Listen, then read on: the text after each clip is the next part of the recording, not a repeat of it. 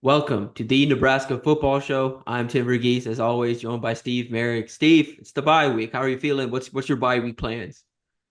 Hey Tim, yeah, I'm feeling good right now. We've got another home game under our belts. It seems like Nebraska's been home so often this year.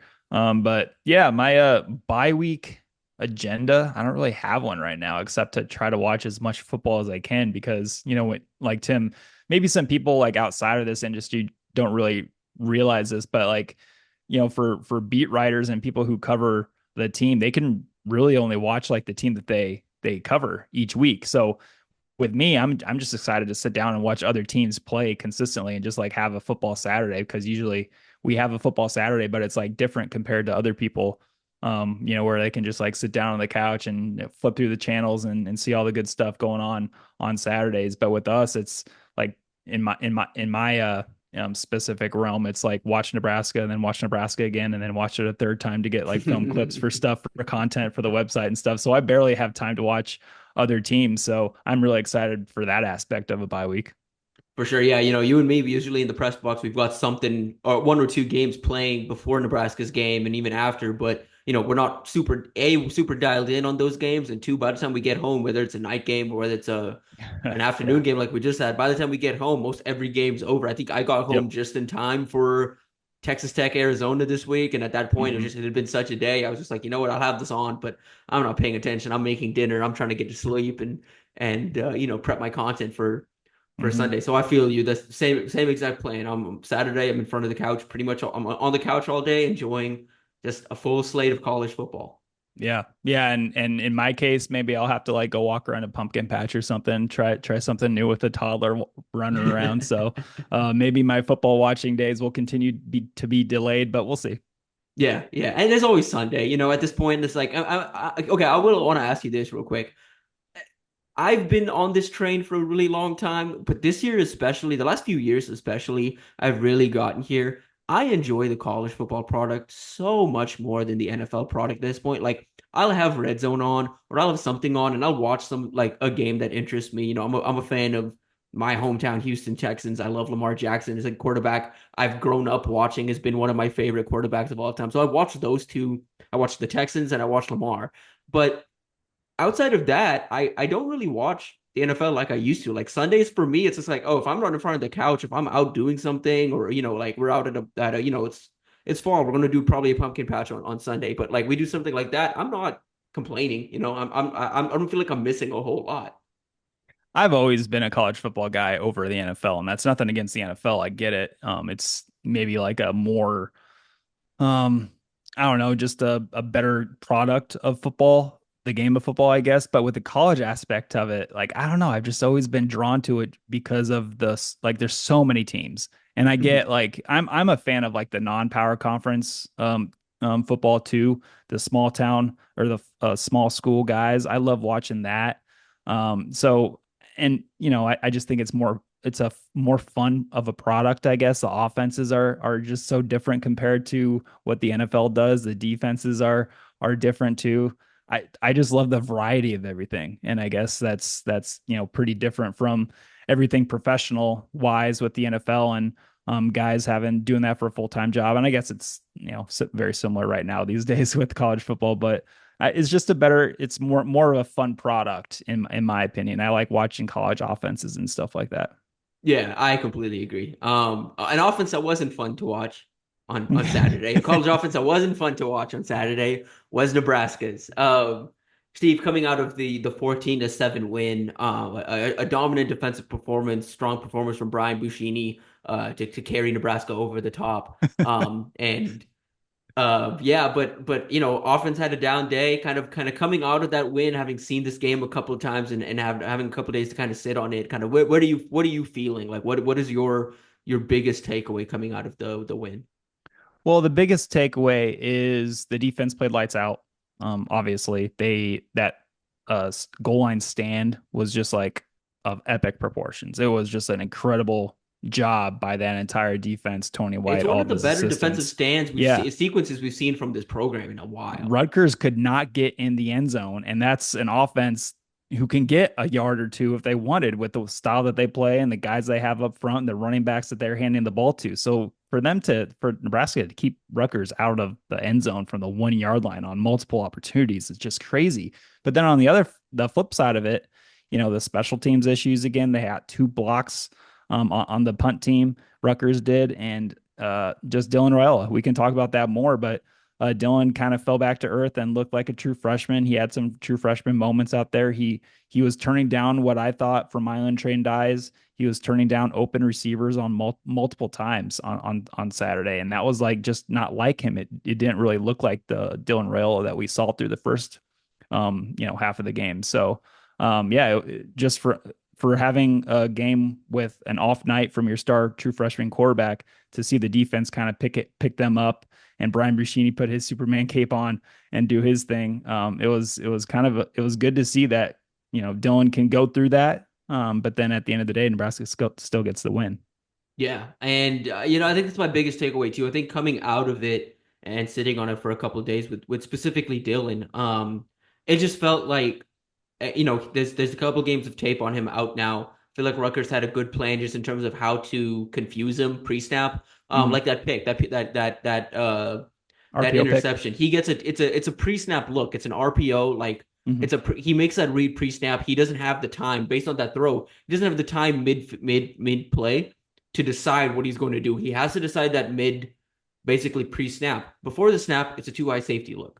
In the Mm-hmm. second it was a high snap, and in that second he looks up to go bring that ball in. The Mm-hmm. safety collapses and comes down, and it's just in perfect position to make that interception. Dylan just never sees that, and I think Mm-hmm. from there he was pretty rattled just by like, oh, this Yeah. defense is confusing me, and Mm-hmm. it felt like, yeah, again, from the movement the defense was doing, him getting rattled by that interception. I think he was just not progressing through his reads the way grown accustomed to him progressing through those reads, and we saw some misses. But I think overall, though, having that kind of game is really important for Dylan, especially down what's coming in this backstretch of the season.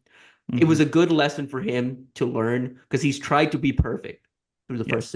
first five Mm-hmm. games. He wasn't perfect on Saturday, but he's tried to be perfect through the first 5 games of the year. Try to put the team on his back. Try to make try to do a lot of things. Saturday, I think, was a good lesson for him to learn and know that he doesn't have to be the savior. He doesn't have to be Superman every single play. He doesn't have to play a perfect game. And I honestly think, coming out of the break, we're going to see a Dylan Raiola that's a little less, I think tense, a little less. Like I think he's going to play a lot more loose, just because I think he realizes too. It's like, okay, I can play a little more loose with the football because if I make a mistake, I can trust that our defense can bail us out or our defense can get us the ball back. And or it's like, I don't think there's necessarily like there are of course insurmountable leads for this team, but Mm-hmm. like they've shown now they can withstand these type of one score games. They can be resilient, they can bounce back. And I think all of those lessons are really important for him and the team to kind of learn. And getting back to that, I think this week was really important for Nebraska. Like, you and me, all season, what have we said? This year's about baby steps, about learning little Yeah. lessons. Mm-hmm. Saturday was about learning how to win in one score games, learning what to Mm-hmm. do when you face the adversity of the heat, when you face the adversity of the swirling winds, and finding a way to win. This Nebraska program in years past under Scott Frost, early under Matt Rule too. It's like any little bit of adversity would completely, Mm-hmm. throw this team off their game, could completely throw their game off. And the offense was off. There was no doubt about that. The offense was off on Saturday, but the defense and Brian Buschini, again, I'm not going to give credit to the entire special teams unit. I'm solely giving credit to Brian Buschini. Mm-hmm. But the defense and Brian Buschini found a way to win that game. And I think that says a lot about where this team is now compared to where they were a few years ago. And it's what Rule's been saying kind of since he's gotten here. It's like the mentality within the locker room, it's so much different than the mentality of the fan base and the people Oh yeah. outside. The ones Mm-hmm. that, oh, here we go again. Oh, like end of the game, Nebraska's it's one score game.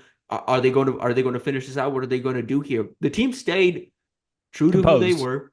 Composed. Yep, Composure. composed, continue to play. And I think again, talking about this game, we can only go so long without talking about the breakthrough of James Williams and just the Mm-hmm. defensive performance specifically up front.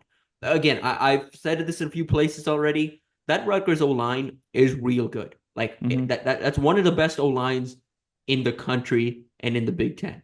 Hmm. And Nebraska had their way. Like, I said before the game, I felt my bold prediction was Nebraska was going to have a +2 sack um, difference on Rutgers. And they ended up 0 because both teams had 4 sacks apiece. I couldn't Both have account four. for Dylan holding on to the ball, right? Because a lot of those sacks it's more Yeah, it coverage was on sacks than him. Hmm. it is the O line actually giving up. I didn't account for that, but either way, Nebraska did get forced, and leading up to that game, Rutgers had only allowed 4 sacks. Nebraska basically tied the amount of sacks that this team had given up in 5, 6 games in one single game, and Hmm. pretty much doubled up that number for them. Um, Says a lot, I think, about what they have up front right now. And I Hmm. think we can firmly and truly talk about James Williams as a guy heading into this backstretch of the season as another legit dude they have on the D line. It's Jamari Butler, it's Ty Robinson, it's Nash Hotmarker, and now it's Hmm. James Williams. And those guys, with the amount of stunts that they were doing up front to confuse a Rutgers offensive line, and I'm not taking it away from Tim, but they did have a backup left guard going because their starting left guard was out for the season earlier in the week. But that doesn't take away from Nebraska's performance up front and the amount of movement they were doing. They're so well coached up there with Tony White and Terrence Knighton, and they're running those stunts to perfection. Like that goal line stand. I mean, there were several that made an impact. Whether it was Riley Van Poppel smashing into the left guard, and then Nash Hutmacher staying so tight in his gap exchange, and he was just like sitting there in the C gap along with Isaac Gifford. You got two guys in the C gap, and is just blowing up Kyle Monangai for a 3 yard loss. There are several moments like that, and especially late in the game in the fourth quarter, Jamari Butler slams into the right tackle or the left tackle, and then James Williams gets freed up to do his patented spin move inside, and then he sacks Ethan Kaliak-Manis. James Williams' spin move is effective and is lethal. He did it multiple times, and I thought it was pretty cool after the game. Tim, you were there talking with James Williams. He said that he credits that to a long film session hours, kind of watching Tyler Needham, Rutgers starting right tackle, and kind of seeing how he's very like a lot of his weight is kind of like not shifting correctly in James's terms, and that would allow him to be susceptible to a spin move, and so we saw the spin move play out. So yeah, Nebraska's defensive line is for sure, I think, looking like a legit thing, and it's going to come into play the back half of the season for sure. But yeah, I mean, I don't know. It was a really good performance. And I love what you said, Tim, about Dylan Raiola was, he can now understand that he can have an off day and lean on that defense because that defense is rarely going to have an off day in my mind. Yeah, I agree. And we go back to that Illinois game of like, oh, what happened there? Um, Yep. they faced a lot of those same concepts and same looks on Saturday, and they adjusted. That third, I believe, is a third down play where Deshaun Singleton kind of triggers down on the Hmm. goal line. The third and goal play where Deshaun Singleton Yeah. triggers down and makes that tackle in space. Hmm. That's a touchdown against Illinois. That's almost similar to what Illinois was doing to them, and so you're seeing this defense also make adjustments in a very short time period over the course of multiple weeks, and like, Hmm. okay, we saw this look before. How do we adjust this time around? And they'll need to be on top of it. They need that defense to kind of play that, or that defensive front specifically to play up to that level here in the next coming weeks. Indiana's coming up, Ohio State's coming up. You'll need them to play to that level against those teams because if you're going to find a way, Indiana, we'll see. I think that's going to take every member of the team. Ohio State, of course, but if you're looking for something, a weakness to poke at with Ohio State, it's the protection up front and it's the Hmm. ability to rattle Will Howard. You Yeah. can do those things. Hmm. And Yeah. Nebraska's going to have that opportunity. And we're looking way far ahead, but I just wanted to bring that up of like, hey, Nebraska, like that's a favorable matchup for Nebraska is Nebraska's D line against Hmm. Will Howard and Yeah. the Ohio State offensive line. Similar to what we said prior to the Rutgers game, where if you can limit Rutgers' run game and put that game on Ethan Kaliak-Manis's arm, that's good news for Nebraska. Same thing with, I think, Ohio State is if you can limit what they do on the ground and you have to make Will Howard win that game with the passing attack. I think that's good news for Nebraska's defense. I think you take those chances all day. For sure. And obviously those receivers at Ohio State are a lot better than Yep. anybody Nebraska's faced this year outside of Yeah. Colorado, arguably. Like, Mhm. I think Jeremiah Smith is Yeah. It's a just out here mean one man. hand He's catching touchdowns a every other game. So yeah, it'll be a fun matchup that one. Yeah, I mean, Sierra Wright. We'll see if Tommy Hill comes back for Indiana, but if he can get right for Ohio State too, Sierra Wright, Marcus Buford, see what those guys can do against Ohio State's skill talent. That'll be a fun one to watch. for sure. Putting kind of a bow on this Rutgers game. Any lasting thoughts you have coming out of that game and just through this first half of the season? Well, the special teams. I mean, I hate to be negative here, but like we've talked about a lot of positive stuff already. But with this, I mean, Rutgers blocked two punts for Nebraska. I mean, Brian Buschini took a massive shot and clearly got injured on that first one. So that's your potentially starting punter who can do some kickoffs for you too. That was laying on the ground motionless. So it's like the protection issues with the punt team is has popped up in a big way because Colorado got one too back earlier in the season in the second game. So I mean the protection of the punt team is something that I'm going to be watching for sure and see what And it's on and film full. now. Yeah, It's yeah. like teams are going to keep trying to, yeah, Everybody's going to see what Rutgers did, and they're going to try their hand at it and everything. And so Ed Foley is going to have to find some mixture of designs that work out there, and the players feel comfortable and having them just adjust and try to figure this thing out because like you said, Tim, I mean, others are going to watch that game and see opportunity there for sure. So the special teams and of course, while we didn't see the snap issues pop up, I don't think against Rutgers, at least to my eye, I don't think there were any. I mean, it's just something to watch the rest of the season. Like, what are those field goals, extra point snaps continue to look like yeah. Those punt snaps are moving so low. I forward? mean, again, Oh it's yeah, an Buccini, yeah, that's correct. Yeah, Buccini was having to catch them at his feet, and that was one punt after his back injury. So I mean that's not great. And then obviously the field goal kicker. We'll see what Tristan Alvano if how much of the rest of the season he plays, but it might be all John Hull right now for the foreseeable future. So special teams for sure is top of the mind, and for me especially. For sure. And again, it hasn't really tripped up Nebraska so far, but it's Mm-hmm. going to. Like, again, this You backstretch can't keep of this doing this and expect to yep, get away with it. yep. That's the way I'm thinking about it. Yeah, the backstretch of the schedule is so hard. And when you're a team like Nebraska right now, where again you have to win these games you have coming up in the second half of the season. Outside of UCLA, in my opinion, I think every single game could almost go either way when the Mm-hmm. margins are so tight. And we've talked about tight margins before, but when the margins are so tight, that third aspect of the game matters. Like it's such an important element to the game. You win and lose games in the special teams, and Nebraska's already lost one. And again, not necessarily solely because of special teams. There were other issues that rose in that game, and Illinois just had a better game plan for Mm-hmm. Nebraska than Nebraska did for Illinois. But through this backstretch of the year, it's like, hey, like this is going to pop up against Indiana. Indiana's a very well coached, disciplined team that's not going They're to make those old. kind of They're mistakes. old team too. Old, yeah. And Ohio State, not going to make those kind of mistakes. You need everything to go right against this Ohio Mm-hmm. State team. Like, because again, I know it's a few weeks away, and we'll have our Ohio State preview down the line. I don't know if this fan base understands how good this Ohio State team is. Listen to the way coaches talk about this Ohio State team after they play them. Charles Mm-hmm. Huff, Marshall, a guy that's been around some of the best programs in the country. Yeah. He coached at Alabama under Nick Saban. He's seen some of the best teams in the SEC. He's seen some of the best teams in the Northeast. He's seen some Mm-hmm. of the best teams in the country, and he believes that this Ohio State team is the best team he's ever faced. Mm-hmm. There's multiple That's coaches now wild. and players saying that this is the Mm-hmm. best team they've ever played. But as we saw this last week with Alabama falling to Vanderbilt, anything's Yeah. possible. And Anything can happen.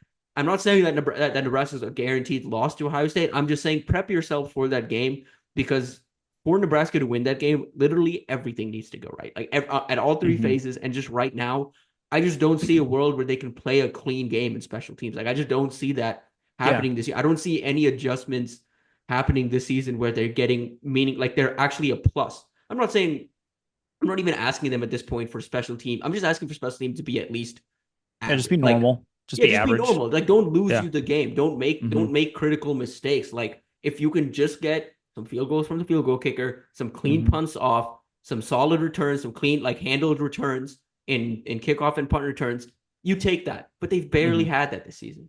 And I mean that's going to be so key moving forward. And in past years, what has been another kind of bugaboo of this entire program is turning the ball over. Now, to Nebraska's credit, they've completely shifted and taken very good care of the ball.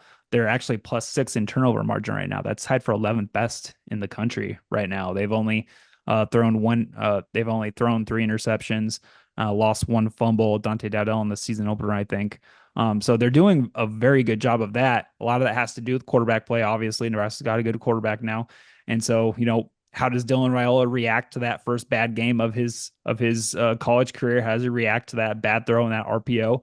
I'm excited to watch that play out because in order to come away with those one score wins, Tim, like we've just been talking about, is to take care of the football also, along with strong special teams play as well. So I'm excited to see what Dylan Raiola comes out with at Indiana because if he continues to take care of the ball like he has been doing, I don't think the interception is going to rattle him too much. But that's just me just kind of viewing him from from the outside of, hey, this guy looks and operates like a pro already. I doubt that he's going to like make that bad decision against Rutgers and have that kind of linger on to the rest of the game. So I think he'll overcome that. But I've been impressed with Nebraska's ability to completely shift the turnover discussion to something positive at being +6 right now.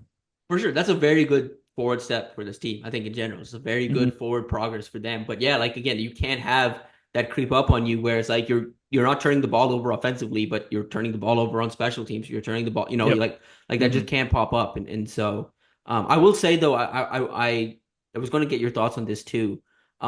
With Nebraska right now, coming off of the pro experience that so many members of the staff has, obviously led by Matt Rule.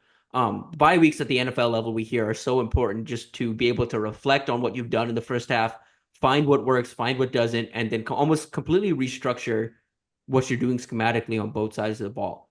Coming Mm-hmm. out of this first half of the year, what do you want to see, I guess, on both sides of the ball? Like, is there one big thing you want to see adjustment wise moving forward?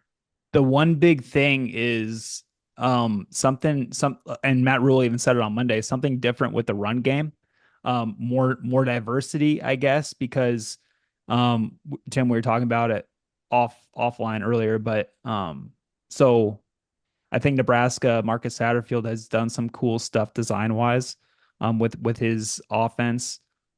We've seen him get the ball to the players who should be getting the ball, like Ja'Cory Barney Jr. and those cool reverses or touch passes, getting him east west and letting him get an explosive that way. I love Janiran Bonner getting the ball again at the goal line in kind of a similar play last year to his touchdown run against Maryland. So and the screenplay that Satterfield drew up to Ramir Johnson that helped set up, I think it was like a 30+ yard explosive, and it helped set up the first touchdown against Rutgers. So there's been moments where I've been impressed with Satterfield's play design. It's completely kind of like tricked the defense, and Nebraska's gained some explosives from it, but also just like making that next step in the run game, and having Nebraska's running backs, whether it's Dante Dowdell or Emmett Johnson, just finding ways to get them more successful runs, I guess. Just more outside runs, more stuff away from the A and B gaps, stuff like that. So, because I think that's kind of been the narrative this past week with Nebraska's run game is, it's not been explosive. Like, why hasn't it been as explosive? So, maybe something with the run game is what I'm going to be kind of interested to see in what it looks like coming out of this bye week. Yeah, I agree. And we saw a couple, especially early in that year or early in the year in some games, we saw those kind of option plays with Dylan where Dylan keeps it and everyone just completely bites on the running back. So Dylan has a couple free yards.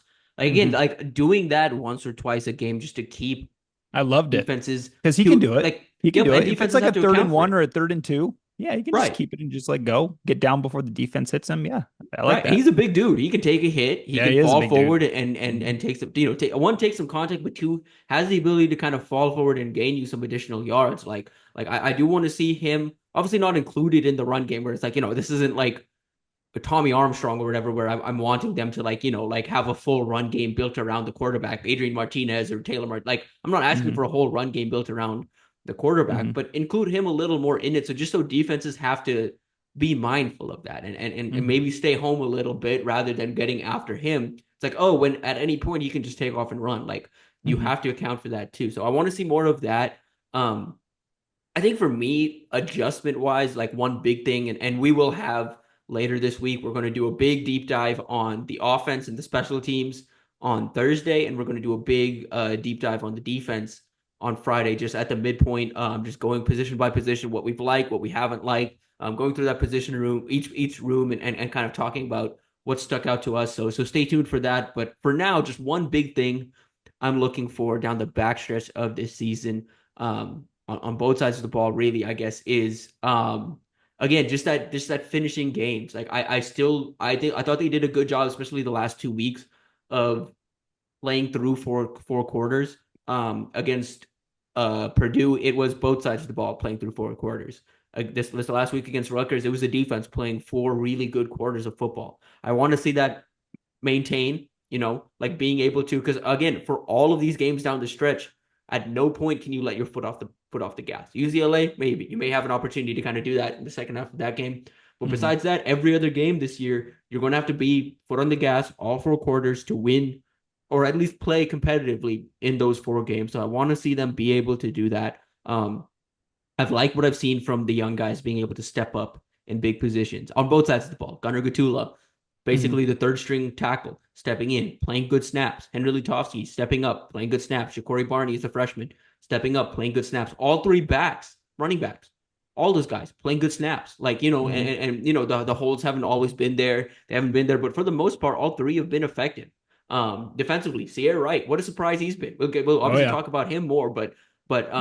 I like really like what I've seen from him and like just across the board, just seeing young guys step Vincent up. Shavers. Yep, exactly. And so it feels like this program is on the right track overall in terms of what Hmm. Rule wants, in terms of developing guys and getting guys in the right mindset and winning games because of mentality and camaraderie more than having the talent advantage. But you want to see that continue through what it's going to be a tough stretch of the year. And again, when they face a loss, when they face like let's say they go into Ohio State and it is a multi-score loss, can they bounce back off the floor?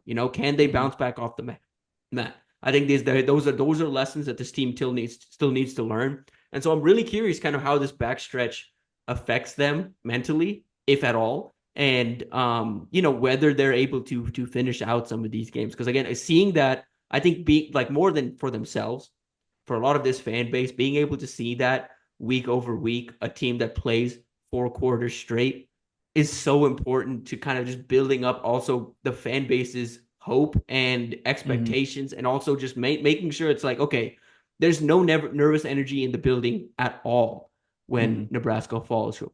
Because right now on the field, you don't feel nervous energy. You never feel nervous No. energy on the field, but you Mm-mm. feel it in Memorial Stadium. You can Sure. feel nervous energy when Mm-hmm. Nebraska's in a one-score game or when Nebraska's trailing when they're in Memorial Stadium. You want to get back to Hmm. a point where there's no nervous energy because all that matters. Like obviously it's one thing getting it out of the players, but it's another thing getting it out of the fan base where it's like, okay, they're Hmm. not nervous. They're not like Yeah. at ease when they're cheering on third down, trying to get the defense, Hmm. help the defense get off the field. There's not a nervousness to it about them where, they see, Kyle Monungai gain 8 yards on third and 10 and they kind of die Yeah. down a little bit. And it's like, Yeah. no, keep going. Like, Hmm. stay loud. Or they want Ed Foley fired at halftime of the Purdue game.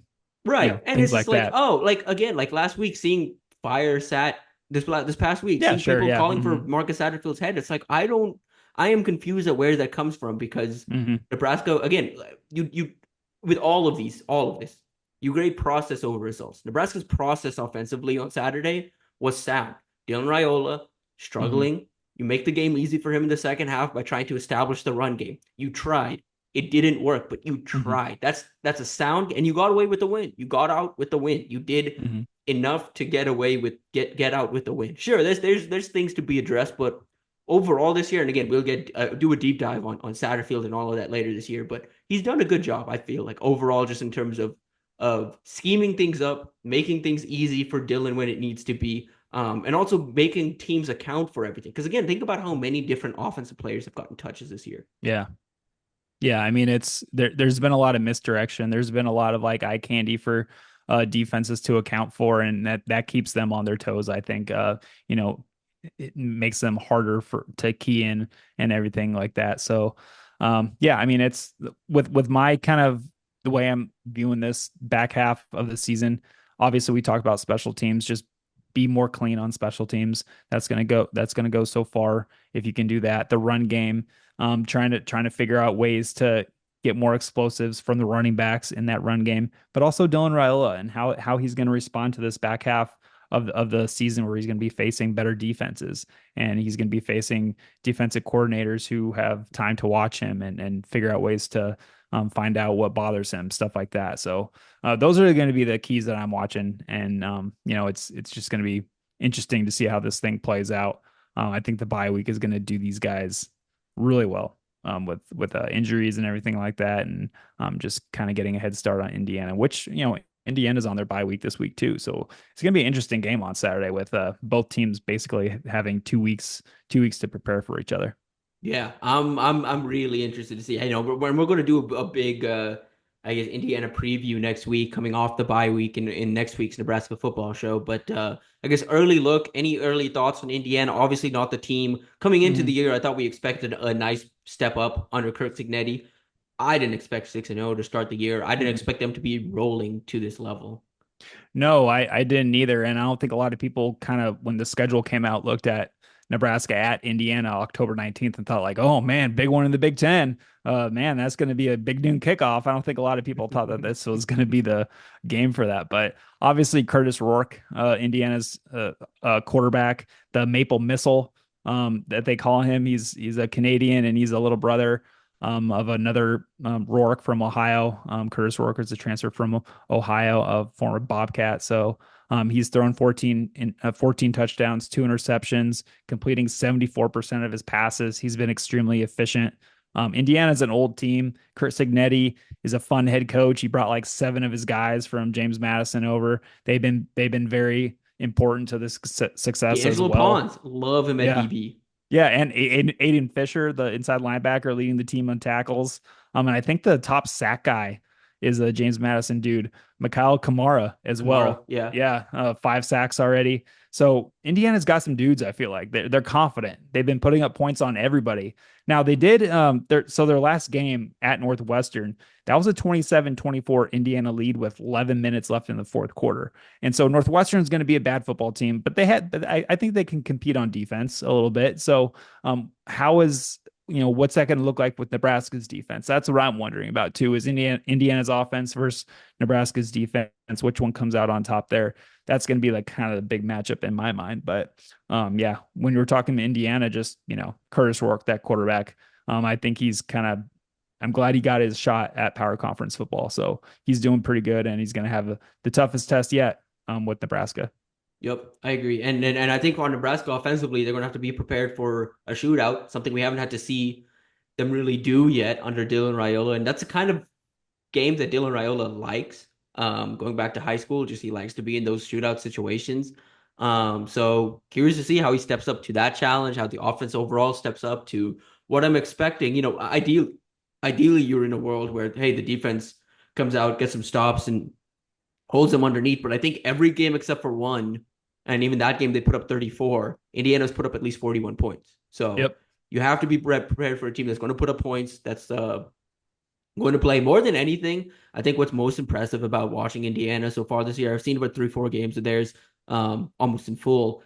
Um, they are so well disciplined, and they play great team ball. Like there's no stars. There's no on either. Like there's good Mm-hmm. players, no doubt. Don't get me wrong. There's a couple of future NFL players on that team, but this isn't like, oh, there's a superstar here or there's a superstar here or any of that. This isn't a star led team. They win as a team. They win as a unit. Mm-hmm. They execute play to play. They just line. There's no like offensively too. There's no. I don't really see a whole lot of like necessarily eye candy. It's more like we're just gonna line up and we're gonna out execute you, Mm-hmm. and that's what they've done all season. And so with Nebraska, that it's going to be one of those tales where philosophically, I think these coaches are very similar, but in terms of what they actually what the teams do are very different. Now, Kurt getting these guys to buy in as quick as he has, and having the transfers helped. Mm-hmm. Getting that continuity in and being able to establish a culture very early on helped. Having Curtis, a quarterback that's played a lot of high level ball or Mm-hmm. college football to this point, helps. But the fact that he's come in year one and done what he's done with that team is so, so impressive. And it's cool that, he's doing all that and, considering how he came into it too, with the press conference clip that went viral of like, who am I? Google me. That was pretty awesome for him to say, but he's just a confident guy. I mean, he stepped in thinking he was gonna win right away, and he's won his first 6 games now. Obviously the road is going to be tougher and everything, but the thing about playing games that you can win right away is it gives your guys momentum. It gives them some wind underneath their wings to be able to feel good Confidence. about Yeah. themselves, confidence. Nebraska saw it too this season as well. So I'm always a fan of scheduling the wins early in the season and then seeing how good you are later in the season once you got some snaps under your belt. So yeah, I mean this one is exciting. Like I said, I don't think a lot of people probably saw Nebraska at Indiana and thought like, oh my gosh, this is gonna be an awesome game, but I think it will be. I think it'll be a fun one. Yeah, I'm really excited. I know it's 2 weeks away, but I'm really excited Yep. to dive more into that next week. And we'll be back tomorrow with our deep dive on the offense and the special teams, and then Friday with our deep dive on the defense, kind of going position by position. So stay tuned for that. Stay tuned for all of our content here at Inside Nebraska. Be sure to like and subscribe so we can drop these videos right into your feed. Go check out our content over at InsideNebraska.com. Steve's got the check down up from the Rutgers game. Be sure to read that. Always a great read. All our recruiting coverage from the weekend. We've got that up. Nebraska's trending for a 2027 quarterback. A lot of good stuff. Got a commitment over the weekend. A lot of good stuff happening for Nebraska right now. On the recruiting trail and on the field. So stay tuned. We're not slowing down during the bye week. We've got plenty of content up. So be sure to stay tuned for all of that. We'll be back tomorrow.